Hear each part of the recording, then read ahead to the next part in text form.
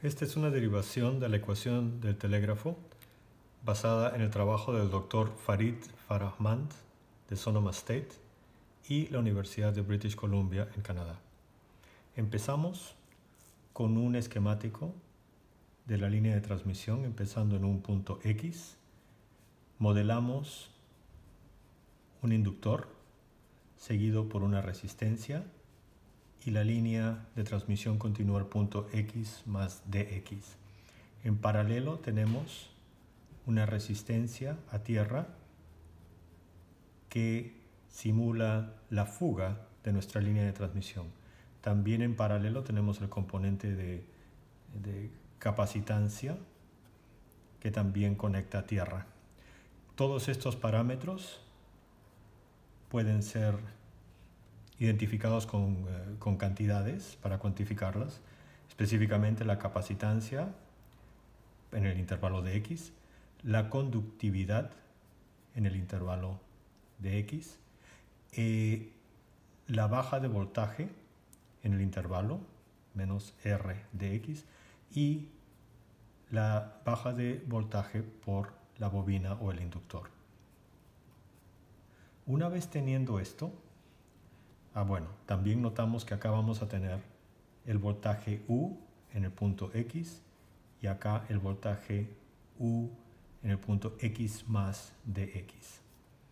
Ahora bien, la diferencia de voltaje la podemos notar como siendo igual a menos I por la resistencia en el intervalo de X, al igual que también siendo influenciada por la derivada de la corriente con respecto a tiempo multiplicado por la inductancia de X. Ahora bien, dividiendo sobre esta ecuación ambos lados por dx, llegamos a du de x igual a menos ir, el de x cancela, menos di dt multiplicado por l, el de x cancela. Notamos también que esta derivada va a ser una parcial porque tenemos el voltaje siendo función de x y t.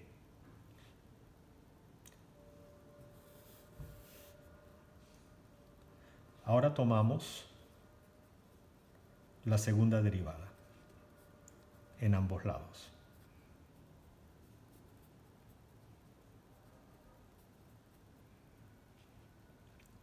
Esto nos da d2u de x2 igual a menos r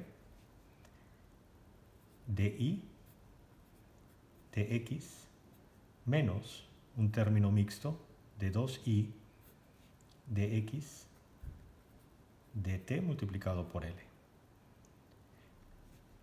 Para obtener este término, analizamos nuestro circuito a través del parámetro de corriente, caída de corriente o circuito de corriente siendo igual a diferencia de corriente en realidad, menos voltaje por el inverso de la resistividad o la conductividad,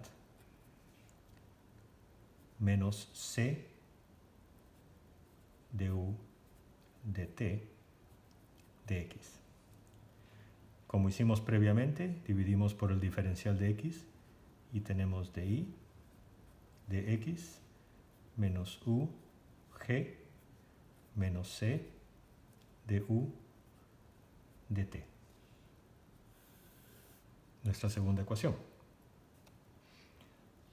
Bueno, ahora continuamos con la ecuación de voltaje que teníamos acá y tomamos ventaja que tenemos una expresión para el di de x que vamos a sustituir en esta ecuación. Entonces, d2u de x2 es igual a menos r por esta cantidad dada por la ecuación, menos ug menos c de u de t, menos este término mixto.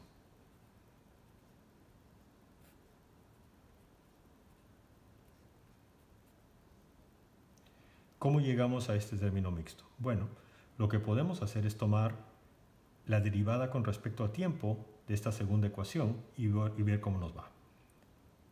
Entonces vamos con D2 y, como dijimos, tomamos la derivada con respecto a tiempo, ya tenía la derivada con respecto a x, igual a menos g de u dt menos c de 2u de t2. Entonces aquí lo que tenemos es el término mixto al que vamos a reemplazar brevemente.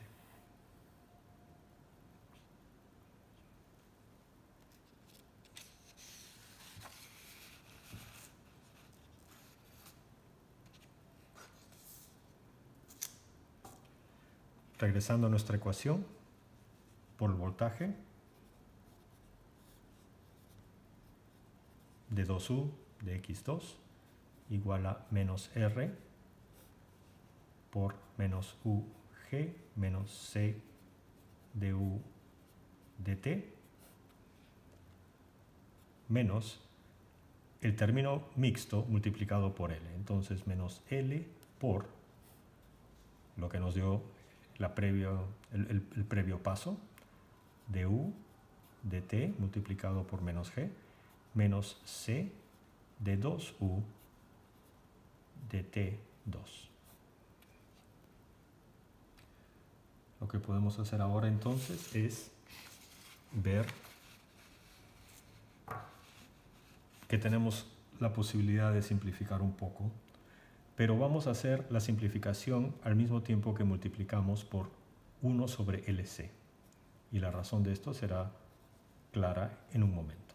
D21 de x2 es igual a, podemos poner acá RG sobre LC. Recordar que estamos dividiendo sobre LC ambos lados de la ecuación. Más RC sobre LC de U de T más LG sobre LC de U de T más LC sobre LC de 2U de T2. Cancelamos ambos LCs en el último término, cancelamos la L, cancelamos la C y hasta ahí podemos llegar. Esta ecuación se puede escribir de una forma que tal vez es más común. De 2U de T